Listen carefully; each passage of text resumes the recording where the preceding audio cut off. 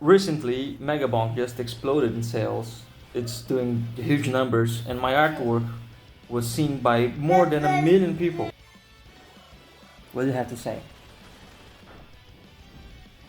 In this video, I'm gonna break down the art behind Megabonk Steam Capsule, and I'm also gonna do some sort of tutorial for either artists or indie devs that are trying to make their own capsules. Most videos I've done so far are about Steam Capsules anyways, but in this video I will try to be more detailed about the process. Yeah, so I'm going to try to use my baby as an emotional thing in the video, right? So you can, I don't know, maybe give a like and a comment. But also, I'm trying to sell something in this video. I'm going to sell art consultations and paintovers and feedback sessions, so I can help you build a better Steam capsule. And this is my assistant.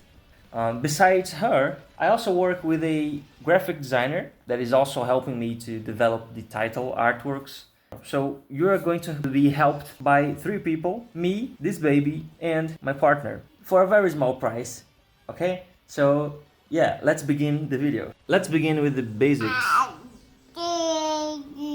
She knows what the basics are. Megabonk specifically was about bonking. So this is the main focus in my art process for this capsule. Yeah, the game is batshit crazy. You bonk stuff. The artwork should convey bonking.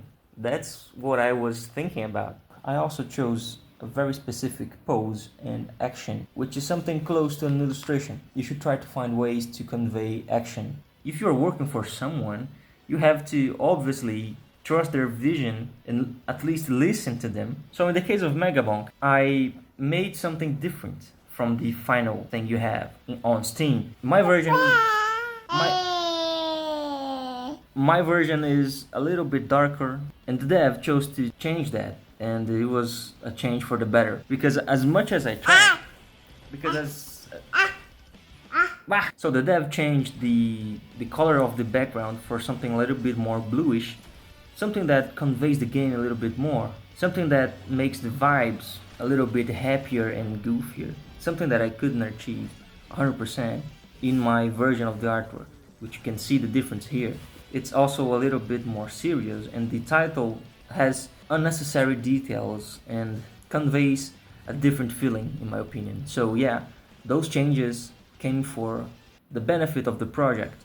A game like this is not my strong suit. I'm used to dark artworks, dark stuff in general. So it was a challenge, but I like how it turned out. Now, as you can see, there's a speed up process of an artwork. I finally managed to record a very substantial portion of a painting session for a Steam Capsule artwork. But yeah, I begin with a library hero size document in Photoshop.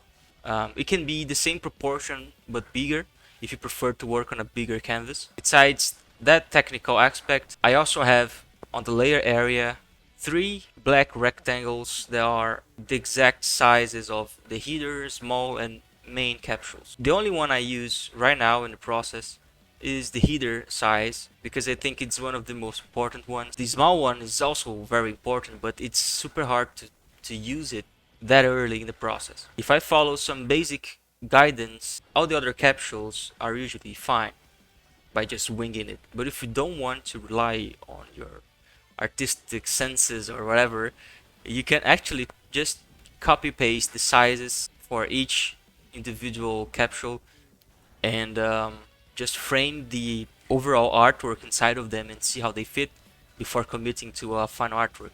This is not my approach. Again, I only use the header as a guidance at first, and then I just, keep everything on the back of my head while refining the artwork until it's done. Well, I would say that my intention here is to create a visual indication and movement. But since this game is not really about action and is a management game, I had to find creative ways to convey this sort of movement. In this case, it's a game about cult following. And, well, this is what I came up with. Basically, a bunch of cultists following a trail towards a chapel. So this is the type of movement I thought about. And I had other ideas, but this one was the best I could sketch, really. So I have the luxury, I would say, to be, I don't know, in touch with this unknown realm of artistic creativity or whatever, that it really works.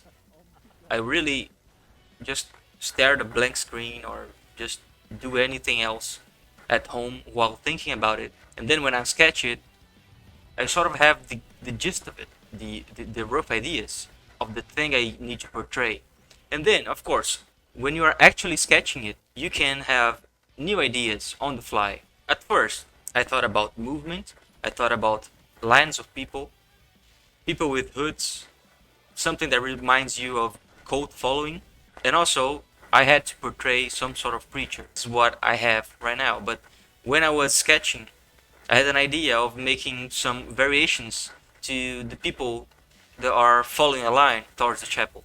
And then I thought about a guy holding a candle, and also I had to fill in the gaps around the header area. As you can see, this dark spot in my canvas is the header section, and I had to fill in the sides of it.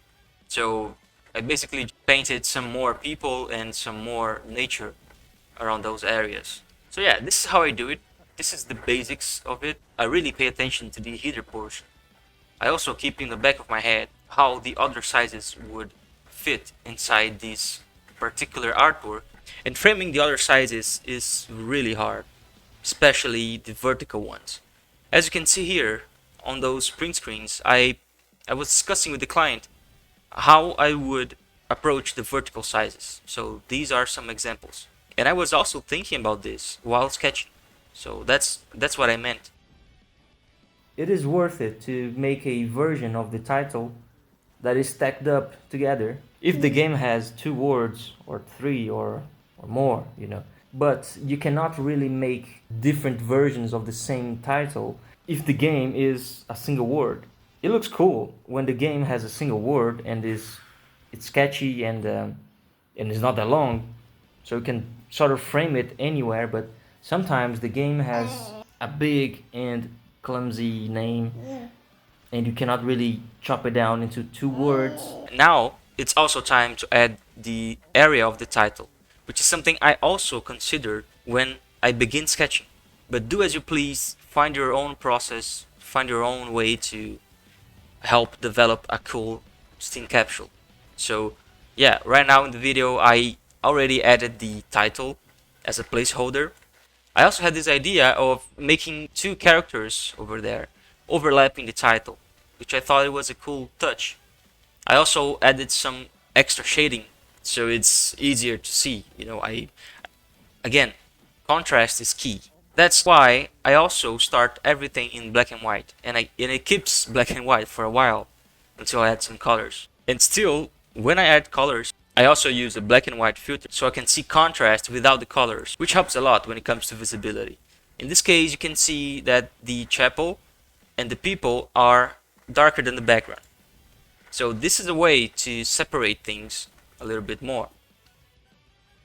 Alright, now I'm gonna do a live painting. So now I'm gonna add some more shading. I'm gonna add more black and white tones, and I'm gonna push this a little bit more, always aiming for a higher contrast. And at the end, I'm also going to put some simple colors to it so you can see the initial process, which is a bit chaotic here in the layers. But yeah, just so the video is a bit more detailed about my whole process and actually showing a real example of a Steam capsule. Alright, so I'm using another layer here. I'm just gonna do some extra shading and make people darker. So yeah, I would say that this portion would have some fog, and then here things would be sort of normal, quote unquote. So the chapel in this area would have some more depth to the shadows. Since there's an order of detail and sizes, I can also play around with how much detail I would put on each character. As you can see, the further it gets, the simple it is. And I would say that those three people here would have more detail than everything else because they are closer to the camera. The anatomy, the clothing, the folds and everything else. I would fix this in a session focused on details. Alright, so I think it's done. I made stuff darker. Now I'm using the gradient tool, making stuff darker in general here around the corners. You can see that things are much more visible. It's important to be very visible and readable from a distance, so always do that. Just make things tiny. Now I'm gonna merge everything and I'm gonna work on the forest now. And as I mentioned, I'm gonna use some fog around here to separate the planes of elements. Now, this looks like a mess. Obviously, you can't really tell what's going on. I'm gonna do a very important thing now. I'm gonna separate the layers. My workflow is a bit chaotic, but anyways, I'm gonna separate things real quick. I prefer to work this way because I feel a little bit more free working in a chaotic environment. Control J, now everything is in a layer.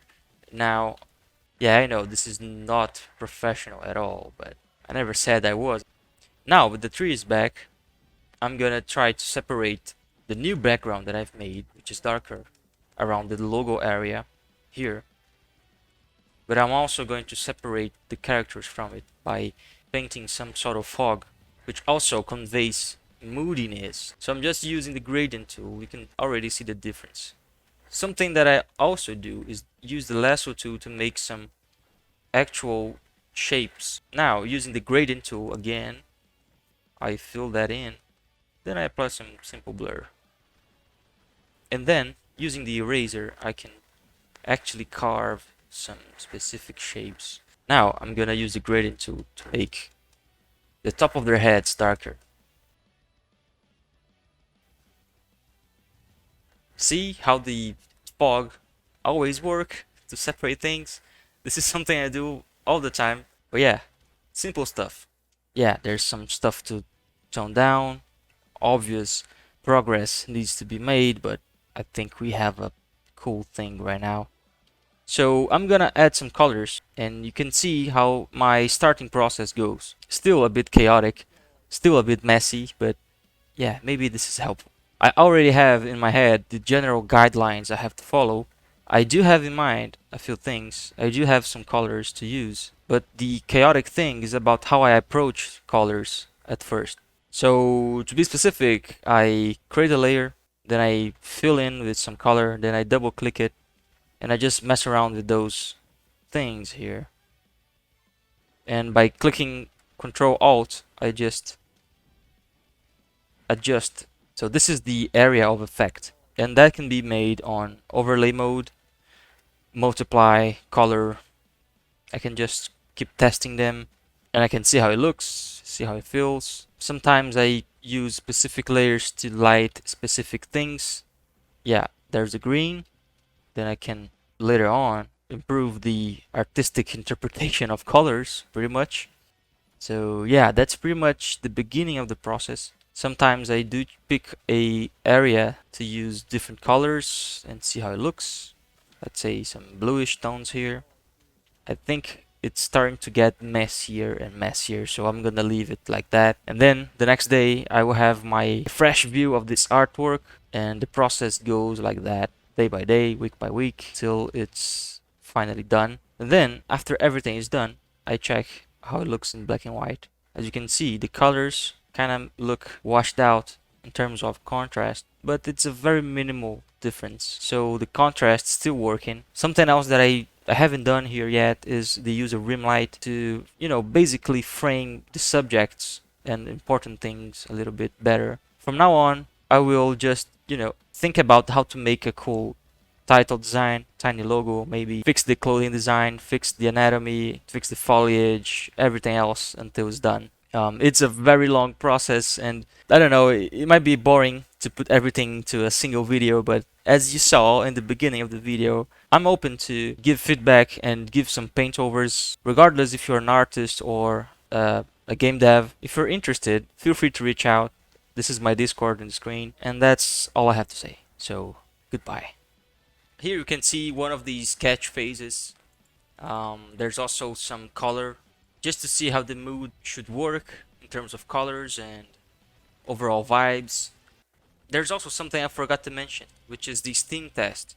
I basically take a screenshot from Steam, and then I grab the header that I've done, and I just paste it into the Steam just to see how it looks in context, and also to check if the tiny header capsule is readable enough. That's also a very important piece of the puzzle when making a Steam capsule. And there's a tiny trick that I use to bump the contrast on tiny images.